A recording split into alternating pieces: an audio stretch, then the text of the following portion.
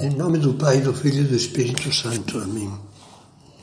Vinde, Espírito Santo, enchei os corações dos vossos fiéis e acendei neles o fogo do vosso amor.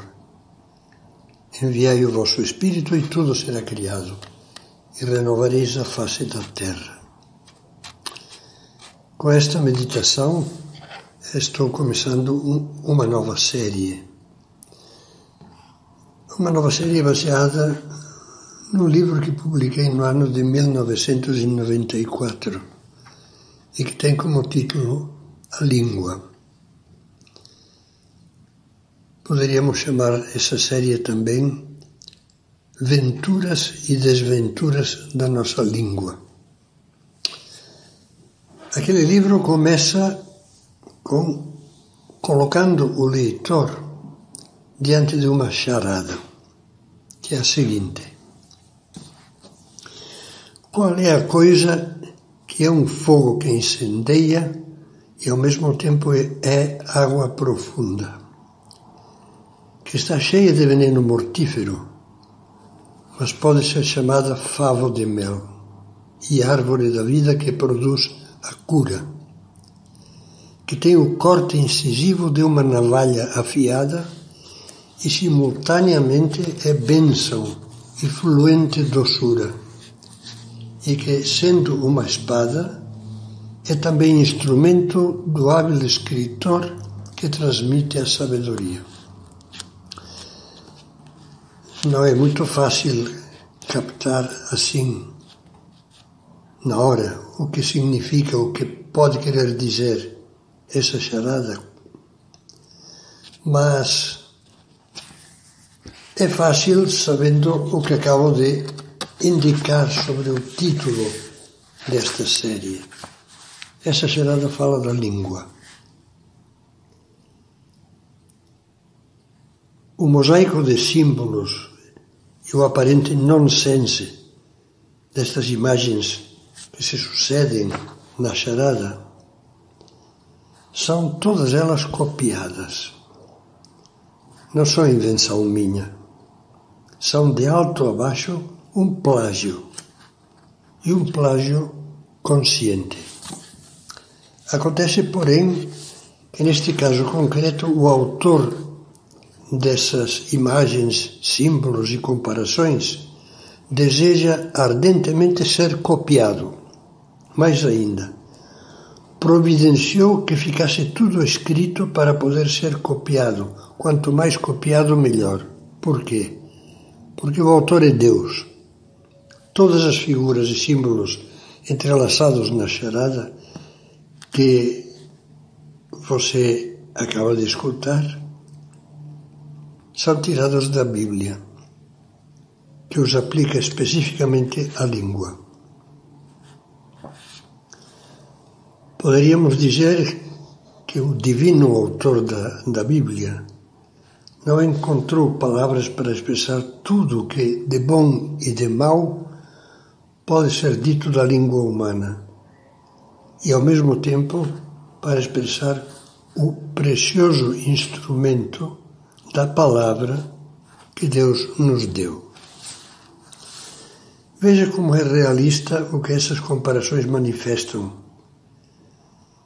Mesmo limitando-nos a selecionar agora algumas metáforas sobre a língua que, em boa parte, depois haveremos de considerar com mais vagar.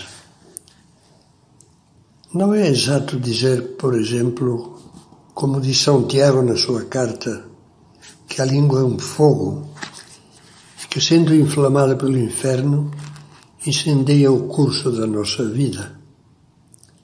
Quantas vidas você não conhece que a língua própria, as imprudências da língua própria ou a alheia reduziu a cinzas? Umas vezes foi o incêndio provocado por uma calúnia brutal que estraçalhou uma honra, um prestígio. Outras, uma palavra ofensiva, repetida entre marido e mulher tantas vezes que acabou por desfazer um lar. Mas também é verdade, como diz belamente o livro dos Provérbios, que que as palavras da boca de um homem são águas profundas e que a fonte da sabedoria é uma torrente transbordante. Pense somente nas águas profundíssimas, luminosas, vivificantes e curativas que foram e continuam a ser para os homens as palavras de Cristo. Cristo mesmo dizia que, tendo fé nele, dentro de nós brota uma fonte de água viva. Pense ainda no que significam para muitos as palavras ardentes dos que vivem sinceramente a fé em Cristo.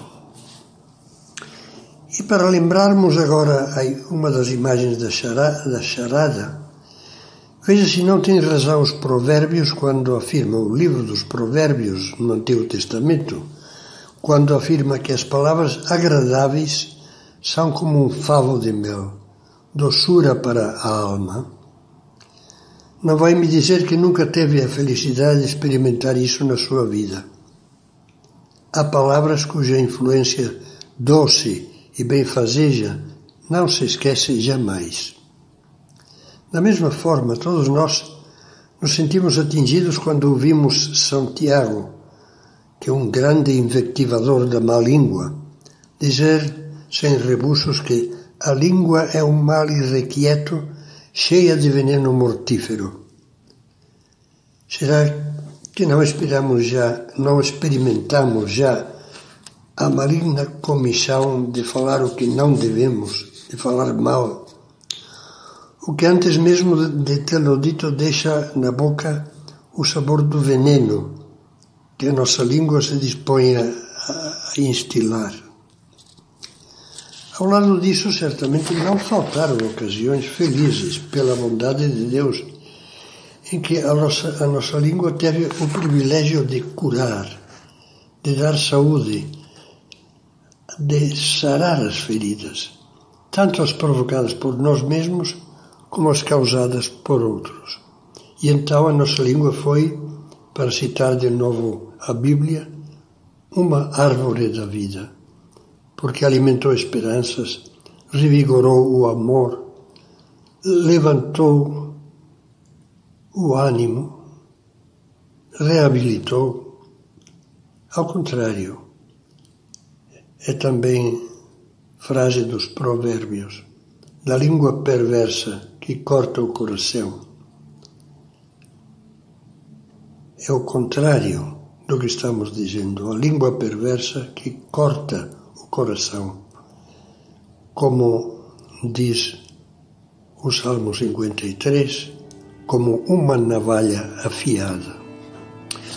Vamos, a partir da próxima meditação, ir entrando aos poucos nesse tema em que há tanta coisa para meditar e talvez para retificar.